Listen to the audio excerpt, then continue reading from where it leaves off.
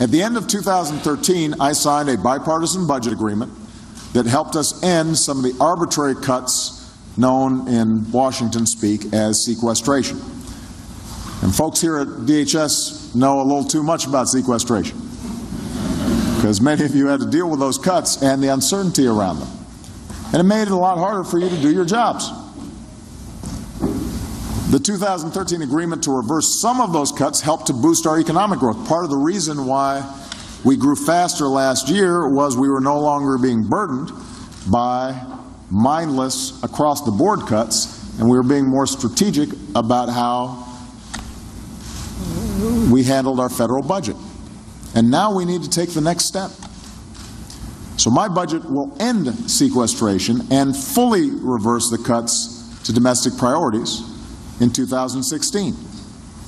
And it will match the investments that were made domestically, dollar for dollar, with increases in our defense funding. Just last week, top military officials told Congress that if Congress does nothing to stop sequestration, there could be serious consequences for our national security at a time when our military is stretched on a whole range of issues. And that's why I want to work with Congress to replace mindless austerity with smart investments that strengthen America. And we can do so in a way that is fiscally responsible. I'm not going to accept a budget that locks in sequestration going forward. It would be bad for our security and bad for our growth.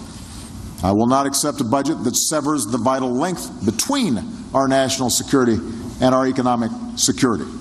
I know there's some on Capitol Hill would say, well, we'd be willing to increase defense spending, but we're not going to increase investments in infrastructure, for example, or basic research. Well, those two things go hand in hand.